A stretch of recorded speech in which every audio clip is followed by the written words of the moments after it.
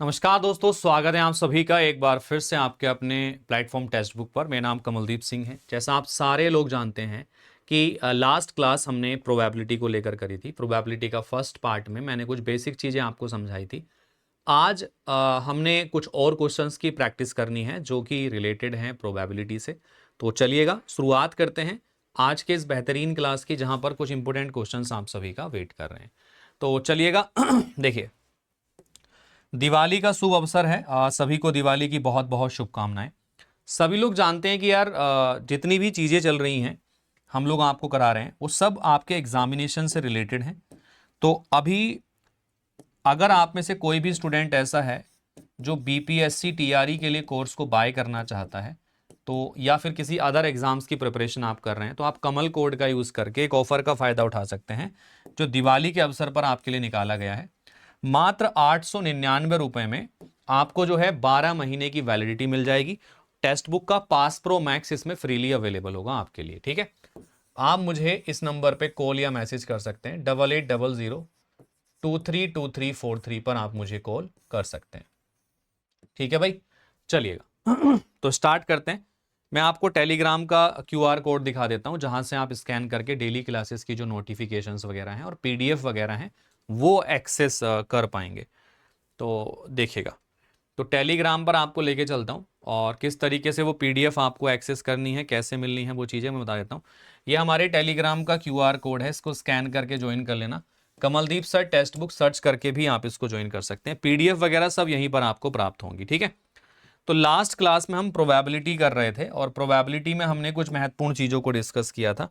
ठीक है, मैं अभी आपको टेलीग्राम ओपन करके भी दिखा देता हूँ कि जो प्रीवियस क्लासेस की जो पीडीएफ्स हैं वो भी हमने यहाँ पर डाल दी हैं। ठीक है, तो आप उन पीडीएफ को भी एक्सेस यहाँ पे कर सकते हैं। चलिए, तो जहाँ पे देखो एक बड़ा सिंपल सा कंसेप्ट है। हमने कल सिक्के से रिलेटेड क्वेश्चन करे थे कि एक सिक्के को फेंकना, दो सिक्के को फेंकना, तीन सिक्के को फेंकना। आज मैं आपको पासे से संबंधित क्वेश्चंस कराऊंगा कि पासे को फेंकने पर क्या होता है। तो जब एक पासे को फेंकते हैं, ठीक है, तो एक पासे को फेंकने पर, तो एक पासे को फेंकने पर सैंपल स्पेस में 1 से लेके 6 तक की संख्याएं होती हैं जो कि आपके आउटकम्स होते हैं। जब दो पासों को फेंका जाता है तो दो पासों को फेंकने पर जो सैंपल स्पेस आता है वो कुछ इस प्रकार से होता है। मैं लिखा देता हूं इसमें 1 1 1 2 1 3 1 4 1 5 1 6। ठीक है, ऐसे ही फिर आपका 2 1 2 2 2 3 2 4 2 5 एंड 2 6। ठीक है, ऐसे ही आपका 3 1 3 3 3 4 3 5 3 6। ठीक है, ये आ जाता है। ऐसे ही आपका जो है 4 1, ये 3 2 और रह गया, इसमें 3 2 और लिख लो। 4 1 4 2 4 3 4 4 4 5 एंड 4 6।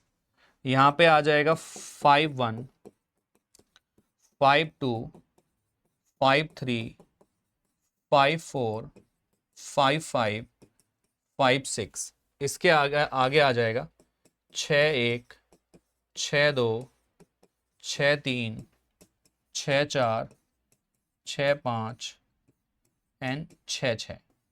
तो ये टोटल सैंपल स्पेस होता है जिसमें 36 एलिमेंट होते हैं जब दो पासों को फेंका जाता है। अब इसके आधार पर ना बहुत सारे जो क्वेश्चंस हैं वो आपके पेपर में बनते हैं। अब कैसे प्रश्न बनते हैं आइए उसको देख लेते हैं एक बार। तो सबसे पहले पहला प्रश्न आपके सामने है, पढ़िएगा ध्यान से और मुझे आंसर करके बताइएगा। बोला गया था दो पासों को एक बार उछालने पर कुल 3 या 5 आने की प्रायिकता ज्ञात कीजिएगा। In a single throw of 2 dice find the probability of getting a total of 3 और 5। या तो 3 टोटल हो या 5 टोटल हो। ठीक है, अब देखिएगा हमारे फेवर में कितने आ जाएंगे। देखो टोटल तो 36 हैं, ये तो आपको पता है। हमारे फेवरेबल कितने होंगे वो निकाल लेते हैं। तो 3 कब कब आ सकता है, एक तो जब पहले पासे पर एक, दूसरे पर 2 हो, दूसरे पर एक, पहले पर 1 हो। तो ये 3 हो गया। अब 5 करना है तो 5 के लिए 4 1 हो जाएगा, 1 4 हो जाएगा, 2 3 हो जाएगा, 3 2 हो जाएगा। तो योग 5 आने के लिए पॉसिबिलिटी होगी। तो हमारे फेवर में कितने हो गए आपके? 3 और 3 6। तो 6 हमारे फेवर में हो गए। प्रोबेबिलिटी होती है फेवरेबल अपॉन टोटल, तो फेवरेबल 6 है, टोटल 36 है, तो 1/6 आ जाएगी। सी वाला विकल्प इसमें सही आंसर आपका बन जाता है। क्लियर है भाई? चलिएगा नेक्स्ट।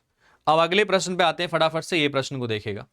दो पासों को एक बार उछाला जाता है तो कुल 12 आने की प्रायिकता ज्ञात करिएगा। ठीक है, अब ये बहुत आसान है। दो पासों को जब फेंका जाता है तो टोटल 36 आउटकम आपके पास में होते हैं, और आप ये भी जानते हैं कि पासों के ऊपर सबसे बड़ी जो संख्या चिन्हित होती है वो 6 होती है। तो योग 12 कब आ सकता है? बताइए, योग 12 कब आ सकता है? योग 12 तब आ सकता है जब दोनों पासों के ऊपर 6 6 हो, तभी योग 12 होगा। केवल एक ही पॉसिबिलिटी होगी, तो 1/36 इसकी प्रोबेबिलिटी आ जाएगी। एक फेवर में है, टोटल 36 है, तो 1/36 प्रोबेबिलिटी हो गई। तो यार प्रश्न बहुत आसान है, बस कंसेप्ट क्लियर करके रखो आप। चलो अगला प्रश्न देखिए। दो पासों को एक बार उछालने पर कुल 11 आने की प्रायिकता ज्ञात करिए। 1 मिनट का टाइम लो, फटाफट से 1 मिनट का टाइम लो और मुझे आंसर करके बताओ सारे लोग, है ना? क्योंकि यार ये क्वेश्चंस जो हैं बहुत जरूरी हैं, इस तरीके के प्रश्न परीक्षा में पूछ लिए जाते हैं। तो फटाफट से बताइए। दो पासों को जब फेंका जाता है, एक बार उछाला जाता है, तो 11 आने की प्रायिकता ज्ञात करिएगा, क्या निकल के आएगी? देखो, तो दो पासों को एक बार उछालने पर कुल 11 आने की प्रायिकता। अब 11 कब कब आता है? कुल का मतलब होता है योग। तो 11 एक तो 5 6 में आएगा और एक 6 5 में आएगा, है ना भाई? 11 के लिए दो ही पॉसिबिलिटी होंगी, और तो कोई पॉसिबिलिटी होगी नहीं। तो प्रोबेबिलिटी आ जाएगी 2/36, यानी 1/18। तो 1/18 इसकी प्रोबेबिलिटी आ जाती है। चौथा विकल्प इसमें सही हो जाता है। ठीक है भाई? तो ऐसे क्वेश्चंस को इस तरीके से आप उत्तर यहां पे कर सकते हैं। चलो और क्वेश्चन दिखाता हूं आपको। दो पासों को एक बार उछालने पर कुल 8 आने की प्रायिकता ज्ञात करिए कि 8 कब आएगा दोनों का योग, बताइए। अभी इसके और भी डिफिकल्टी लेवल को हम बढ़ाएंगे। तो सैंपल स्पेस तो आपको पता ही है 36 होते हैं, हमें फेवरेबल निकालना है। तो फेवरेबल में कितने आ जाते हैं आपके? उछालने पर कुल 8 आना है, तो 8 आ जाएगा 2 और 6 से, और 6 और 2 से 8 आ जाएगा, है ना? एक तो ये 8 बन जाएगा, एक बनेगा 3 और 5 से, और 5 और 3 से एक 8 बनेगा, एक 8 बनेगा 4 और 4 से। ठीक है, तो ये आपके पास में 5 पॉसिबिलिटी हो सकती हैं। तो फेवर में 5 है, टोटल 36 है, तो प्रोबेबिलिटी आ जाएगी 5/36। तो ये पहला वाला विकल्प इसमें सही हो जाता है। क्लियर है सभी को? तो ऐसे तरीके से आप इन क्वेश्चन के सॉल्यूशन निकाल सकते हैं। चलो अभी नेक्स्ट आगे चलिएगा जरा, ये देखिए। दो पासों को एक बार उछालने पर कुल 7 आने की संभावना, बताइए। करिए, जैसे हम अभी तक करते आ रहे हैं वैसे ही करना है। थोड़ा दिमाग लगा के सोचिए कैसे किया जा सकता है, और फटाफट से आंसर निकालिए। कमेंट बॉक्स में आंसर करते जाइए सारे लोग। तो दो पासों को एक बार उछालने पर कुल 7 आने की संभावना कितनी है आपकी? तो फेवरेबल की अगर मैं बात करता हूं, देखिएगा, तो 7 कब कब आता है? जब 3 और 4 हो, 4 और 3 हो, 2 और 5 हो, 5 और 2 हो, 1 और 6 हो, 6 और 1 हो। तो ये 7 आने की संभावनाएं होती हैं। तो कितनी है? 4 और 2 6, 6 संभावनाएं हैं। तो प्रोबेबिलिटी आ जाएगी 6/36, यानी 1/6। तो सी वाला विकल्प इसमें सही हो जाता है। तो आप खुद देख सकते हैं, बस आपको दिमाग लगाना है। जो 36 आउटकम हमने निकाले थे, बस उन्हीं पर नजर रखनी है आपको।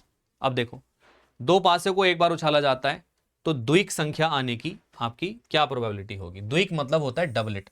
डबलेट का मतलब होता है कि जहां पर दोनों जगह एक जैसी संख्याएं होती हैं। ठीक है, द्विक का मतलब जहां दोनों जगह एक जैसी संख्याएं होती हैं दोनों पासों पे। तो हमारे फेवरेबल कितने हो जाएंगे? तो फेवरेबल में आ जाता है 1,1, 2,2, 3,3, 4,4, 5,5, 6,6। तो टोटल मिला के 6 फेवर में है, तो प्रोबेबिलिटी आ जाएगी 6/36 यानी 1/6। पहला वाला विकल्प ही सही हो जाता है। चलो नेक्स्ट अगले क्वेश्चन पे आ जाओ, ये बताओ। तो डबलेट या द्विक का मतलब होता है जहां दोनों पे एक जैसी संख्याएं हो। चलो ये बताओ,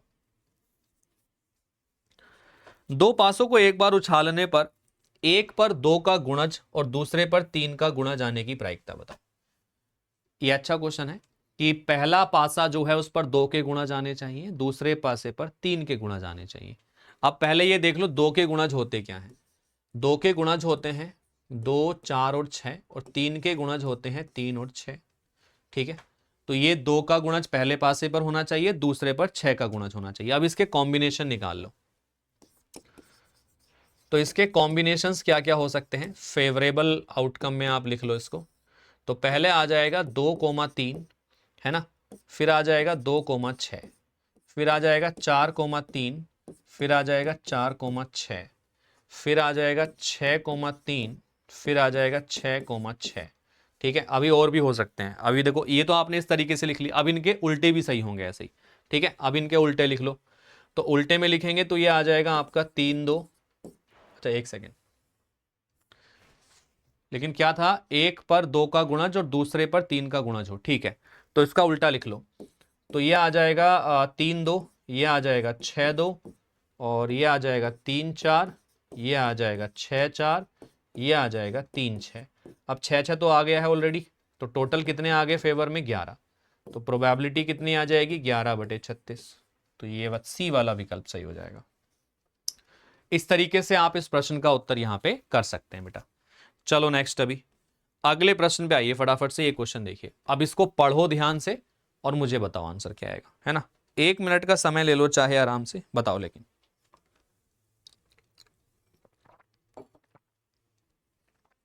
इसमें बोला है दो पासे फेंके गए हैं, एक पर विषम संख्या तथा दूसरे पर 3 का गुणज आने की प्रायिकता ज्ञात करिए।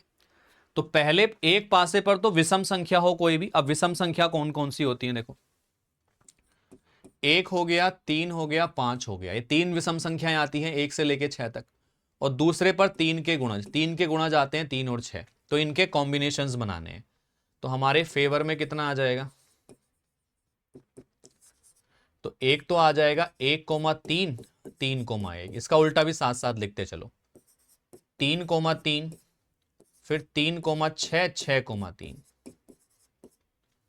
ठीक है, दूसरा आ जाएगा आपका 5,3, 3,5, 5,6, 6,5। तो ये टोटल कितने हो गए फेवर में आपके, आपके 3 और 2 5 और 2 7 और 2 9। तो 9 फेवर में आ गए। तो प्रोबेबिलिटी आ जाएगी 9/36 यानी कि 1/4 दी गई है कहीं ऑप्शन में। देखिए जरा एक बार इसको।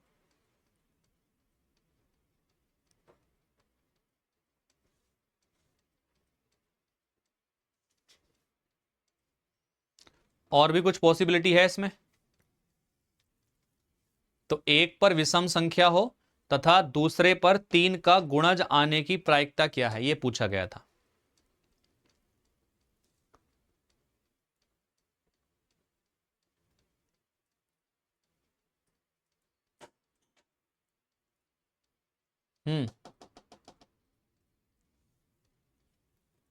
ऑप्शन में नहीं दिया गया है। तो find the probability of getting an odd number on one and a multiple of 3 on the other. Multiple of 3 on the other. तो कॉम्बिनेशंस तो हमने ठीक बना लिए हैं इसके 1 3 5 पे, और ये दूसरे पर हमने सारा कुछ ले लिया है। तो 3 और 4 7 और 2 9। और भी कुछ रह गया क्या इसमें।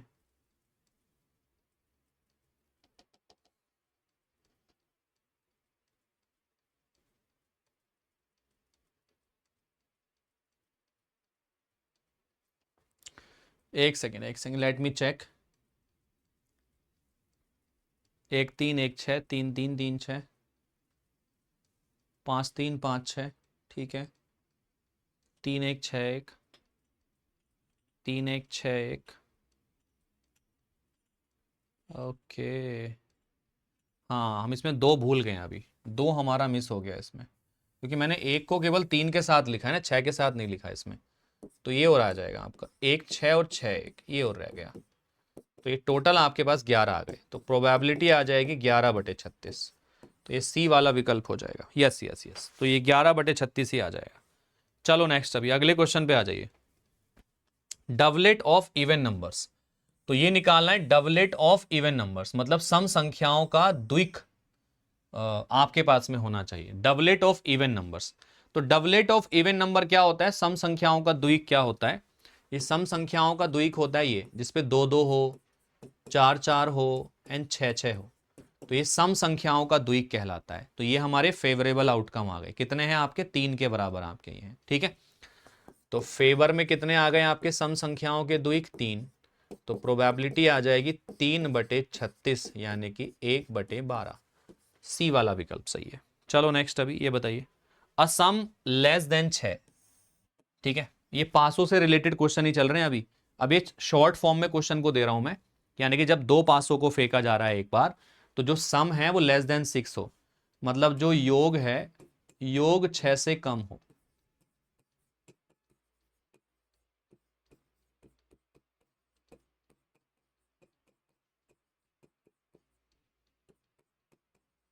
तो दोनों पासों का जो योग है वो 6 से कम हो, ये आपको दिया गया है यहाँ पे।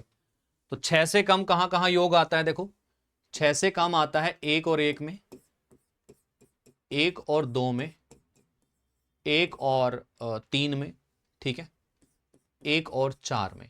ठीक है, 6 से कम हो। फिर 2 और 1 में, 2 2 में, 2 3 में, फिर 3 1 में, 3 2 में, फिर 4 1 में। ठीक है, तो ये आपके पास फेवर में आ जाएंगे आपके। तो ये फेवरेबल आ गए आपके सारे के सारे। तो इनको काउंट कर लो कितने हैं फेवर में आपके, ये जिनका योग 6 से कम है। तो ये 4 है, 3 7 है, 2 9 है और 1 10 है। तो ये 10 आ गया टोटल। तो प्रोबेबिलिटी आ जाती है 10/36। तो ये आएगा 2 पंजे 10, 5/18 आ जाएगा ये। तो 5/18 जो है ये बी ऑप्शन में दिया गया है। तो ये बी वाला ऑप्शन इसका करेक्ट आंसर बन जाता है। ठीक है, ठीक है भाई, तो इस तरीके से आप इसको कर सकते हैं। चलिएगा अभी नेक्स्ट क्वेश्चन पे आते हैं फटाफट से। अगला क्वेश्चन देखिएगा। अगले में बोला गया था जो सम है मोर देन 7, और सम मोर देन 7 मतलब जो योग है वो 7 से अधिक योग होना चाहिए। तो दोनों पासों पर आ रही संख्याओं का योग 7 से ज्यादा हो। तो ऐसी कंडीशन के लिए क्या करना है कि 7 से ज्यादा योग निकल के आ जाए। अब देखो जरा इसके लिए भी तो 7 से ज्यादा योग कहां कहां पर आएगा? देखो 7 से ज्यादा योग के लिए हमें जो फेवरेबल है वो निकाल लेने हैं। तो एक तो आएगा 2 और 6 में 7 से ज्यादा, और 6 और 2 में 7 से ज्यादा। एक आएगा 3 और 5 में, एक आएगा 5 और 3 में। ठीक है, एक आएगा 4 और 4 में, एक आएगा 6 और 6 में, एक आएगा 5 और 5 में। ठीक है, 7 से ज्यादा योग इन्हीं जगह पे आ रहा है और कहीं तो नहीं आएगा आपका। ठीक है, 4 4 में आएगा, 4 5 में भी आ जाएगा, 4 5 में आएगा, 4 6 में आएगा। ठीक है, 4 6 में आएगा।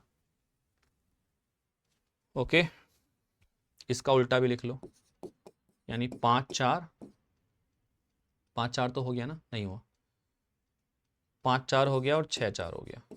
6 4 मैंने लिखा था, नहीं लिखा था। ठीक है, तो ये पॉसिबिलिटी होंगी 5 के साथ में, 3 5 हो गया, 5 3 हो गया, 5 6 और रह गया। 5 6 भी तो हो सकता है ना? तो 5 6 और 6 5, ये भी पॉसिबिलिटी हो सकती है। ठीक है, तो ये सभी संख्याएं हैं जहां पर योग 7 से ज्यादा है। अब देख लो कितनी है। तो ये 4 और 3 7, 2 9 और 4 13। तो 13 संख्याएं हमारे फेवर में है आपकी।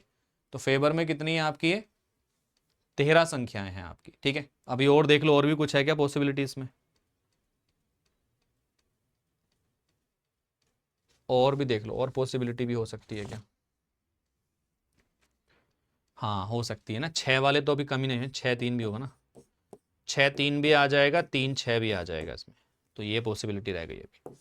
तो टोटल मिला के 15 हो गया है। तो प्रोबेबिलिटी आ जाएगी आपकी 15/36। तो 3 पंजे 15 हो गया और 12 तिया 36 हो गया, 5/12 आ जाएगा। ठीक है, तो इस तरीके से आप कर लेंगे इसको। चलो नेक्स्ट, अभी बस यही थोड़ा सोचना है इसमें आपको। द सम ग्रेटर देन 10, तो जो योग है 10 से अधिक योग आपको लाना है।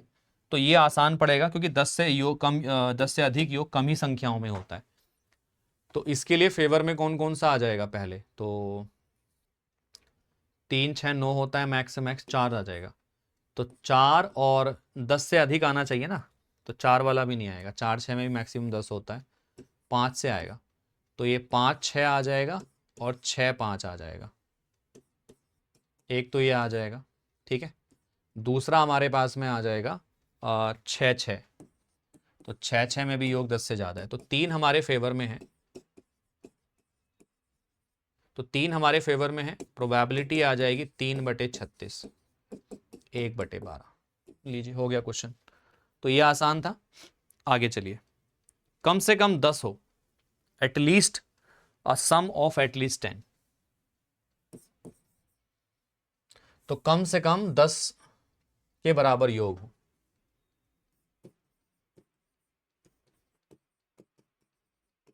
कम से कम 10 योग हो,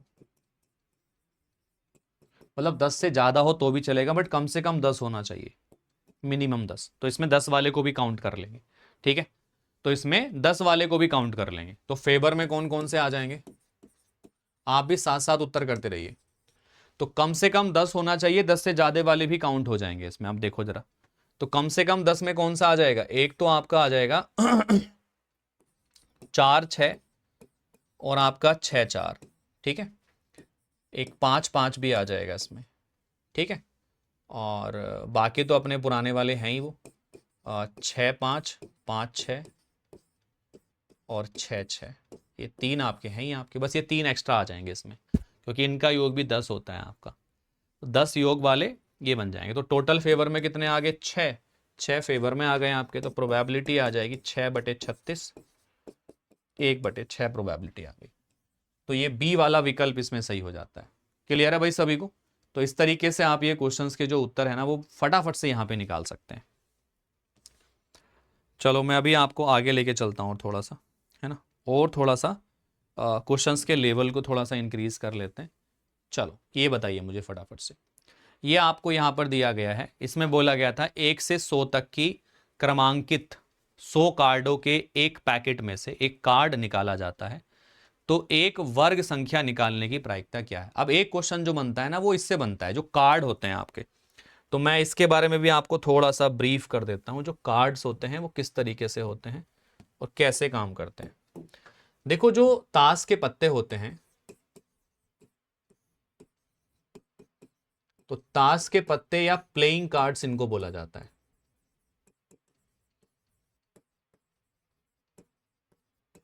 अब जो प्लेइंग कार्ड्स होते हैं टोटल कितने होते हैं, 52। तो 52 पत्ते होते हैं, 52 कार्ड्स होते हैं।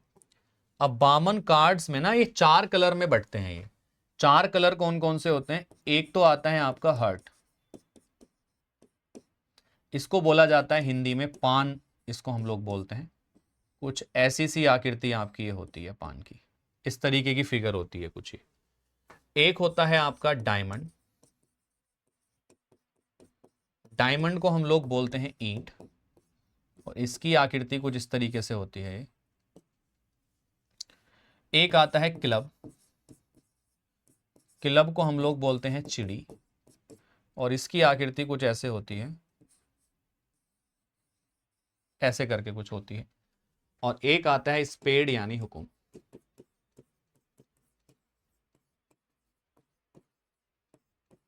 ठीक है, और इसकी आकृति कुछ इस तरीके से होती है, इस तरीके से होती है कुछ। ठीक है, सभी के 13 कार्ड्स होते हैं, है ना। इनके कलर्स क्या होते हैं, जो हार्ट होता है वो लाल कलर का होता है, डायमंड लाल कलर का होता है, ये काले कलर के होते हैं, काला यानी ब्लैक, ये दोनों काले होते हैं।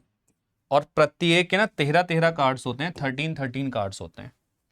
तो 13 पत्ते इसमें होते हैं, 13 पत्ते इसमें होते हैं, 13 पत्ते इसमें होते हैं, 13 पत्ते इसमें होते हैं।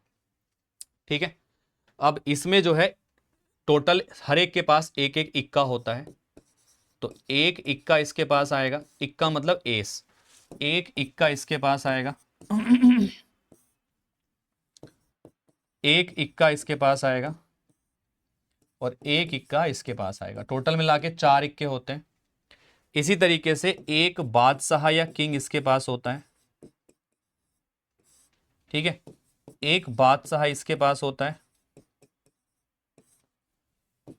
एक बादशाह इसके पास होता है, एक बादशाह इसके पास होता है, एक रानी या बेगम इसके पास होती है, एक रानी यहां होती है, एक रानी और एक रानी, टोटल मिला के 4 बादशाह 4 रानी, और एक गुलाम बोलते हैं इसको हम लोग, जोकर या गुलाम, ठीक है, एक गुलाम इसके पास होता है,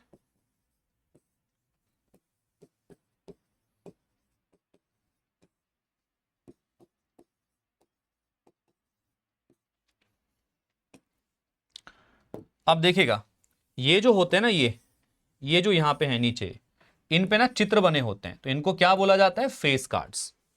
तो ये these all are face card, इनको फेस कार्ड हम लोग बोलते हैं। तो ये याद रखना है, इससे क्वेश्चंस पूछ लेता है काफी। अब देखो क्वेश्चन हमारे पास में क्या था, तो 1 से लेके ना 100 तक के कार्ड बने हुए थे और उस पे हर एक कार्ड पे एक नंबर लिखा होता, ठीक है। अब पैकेट में से एक कार्ड निकाला जाता है, तो एक वर्ग संख्या निकलने की प्रायिकता क्या है। तो टोटल 100 कार्ड हैं 1 से लेके 100 तक, तो टोटल हमारे पास कितना है, 100 कार्ड्स हैं, और स्क्वायर नंबर या वर्ग नंबर कितने होते हैं, तो वर्ग संख्या प्राप्त करना है। तो सबसे पहले हमारे फेवर में कितने आएंगे वो देख लीजिएगा कि 1 से लेके 100 तक जो वर्ग संख्याएं होती हैं वो कौन कौन सी होती हैं। तो पूर्ण वर्ग संख्याएं, एक तो 1 आएगा, 4 आएगा, 9 आएगा, 16 आएगा, 25 आएगा, 36 आएगा, 49 आएगा, 64 आएगा, 8 अट्ठे 64, 9 नमा 81 आ जाएगा, और 10 ढाई 100 आ जाएगा। तो ये टोटल आपके पास में 1 से लेके 100 तक आपकी वर्ग संख्याएं होती हैं। तो 1 2 3 4 5 6 7 8 9 10, तो टोटल 10 वर्ग संख्याएं होती हैं। तो प्रोबेबिलिटी आ जाएगी टोटल 10/100, यानी 1/10। तो इसकी प्रायिकता कितनी बनेगी, 1/10 इसकी प्रायिकता यहाँ पे बन जाएगी। तो इस तरीके से आप ये प्रश्न का उत्तर यहाँ पे कर सकते हैं, बड़ी सरलता पूर्वक, इजीली आपका आंसर निकल के आ जाएगा। ठीक है भाई, तो चलिएगा अभी आगे चलते हैं, इसके बाद में और क्वेश्चंस मैं आपको दिखाता हूँ, और किस तरीके के जो क्वेश्चंस हैं आप यहाँ पे देख सकते हैं, इसको मैं बता देता हूँ आपको।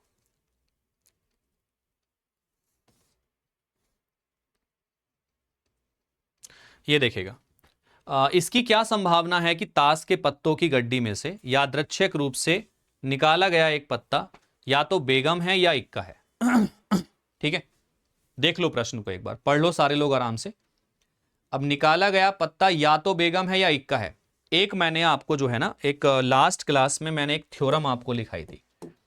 देखो अगर आपके पास ए और बी कोई दो इवेंट हैं, है ना, तो P of probability of A union B बराबर आता है probability of A plus probability of B minus के probability of A intersection B। तो अगर ये दो इवेंट के लिए है कि अगर दो इवेंट आपके पास साइमल्टेनियसली हो रही हैं, या इसको और से रिप्रेजेंट करते हैं A और B। तो जब कभी क्वेश्चन में आपको ये वर्ड यूज किया जाए A या B, A या B, तो आप ये लगाएंगे यहां पे। अब जो हमारा क्वेश्चन था उसको देख लो एक बार। तो इसकी क्या संभावना है कि ताश के पत्तों की गड्डी में से यादृच्छिक रूप से एक पत्ता निकाला गया है। अब या तो वो बेगम होगा या इक्का होगा, ये आपको प्रोबेबिलिटी निकालनी है। अब देखिएगा, तो हम ए इवेंट मान लेते हैं इक्का, और बी इवेंट मान लेते हैं बेगम। इक्का आना और बेगम आना, ये दो इवेंट हमने मान ली। तो जब कभी ऐसा क्वेश्चन आएगा ना, बेगम हो या इक्का हो या इसके बीच में जुड़ा हुआ हो, तो ये वाली प्रॉपर्टी आपको लगानी है। तो हमारे पास इक्के कितने होते हैं, 4, बेगम कितनी होती है 4, तो प्रोबेबिलिटी ऑफ ए कितना आ जाएगा टोटल 52 पत्ते होते हैं तो 4/52, और ये टोटल आपके 4 पत्ते होते हैं तो 4/52 इसकी प्रोबेबिलिटी। अब दोनों का जब आप इंटरसेक्शन करते हैं ना, probability of A intersection B, अब कोई इक्का बेगम तो हो नहीं सकता, तो ये 0 आ गया है ना। तो इसकी जो प्रोबेबिलिटी आती है, probability of A intersection B, ये 0 आ जाती है। तो अभी आपको ये निकालना है ए यूनियन बी या ए और बी। तो ये बराबर बनेगा probability of A plus probability of B. तो ए कितना है आपका 4/52 और बी कितना है 4/52। तो ये आ जाएगा 1/13, 1/13, 2/13। तो 2/13 के बराबर आ जाएगा ये, बी वाला विकल्प इसमें सही हो जाता है। That will be your right answer. ठीक है, तो इस तरीके से ये प्रश्नों के उत्तर आप यहां पे कर सकते हैं। अब ऐसे ही देखो, ये वाला क्वेश्चन है आपका, 1 से 25 रोल नंबर वाले 25 छात्रों की एक कक्षा में एक छात्र को एक प्रश्न का उत्तर देने के लिए यादृच्छिक रूप से चुना जाता है। इस बात की प्रायिकता ज्ञात करिएगा कि चुने गए छात्र का रोल नंबर 5 या 7 का गुणज होगा, या तो 5 का गुणज होगा या 7 का गुणज होगा। तो एक घटना मान लीजिएगा ए जो 5 के गुणज को दिखाएगी, तो 5 के गुणज होंगे 5, 10, 15, 20 और 25, ये 5 के गुणज हैं। बी मान लीजिए जो 7 के गुणज होंगे, 7, 14 और 21, ये 3 ही आएंगे इसमें। या बोला गया है, ठीक है, दोनों में कुछ भी कॉमन पार्ट दिख रहा है? नहीं दिख रहा है, तो ए इंटरसेक्शन बी बराबर 0 आ जाएगा। तो ये कितने हैं आपके, 3 और 2 5, ये टोटल 5 हैं, ये टोटल 3 है। तो प्रोबेबिलिटी ऑफ ए निकालोगे तो ये 5/25 आ जाएगा, यानी 1/5 आ जाएगा, या 5/25 ही रहने दो। प्रोबेबिलिटी ऑफ बी निकालोगे तो ये 3/25 आ जाएगा आपका। अब दोनों को यूनियन में निकालना है, ए यूनियन बी। तो ये 5/25 प्लस में 3/25, तो ये आएगा 8/25। भाई ये आंसर आ जाएगा, क्योंकि ये तो 0 हो गया ना, ये वाला पार्ट तो 0 हो गया आपका। तो राइट आंसर बनेगा 8/25। That will be your right answer.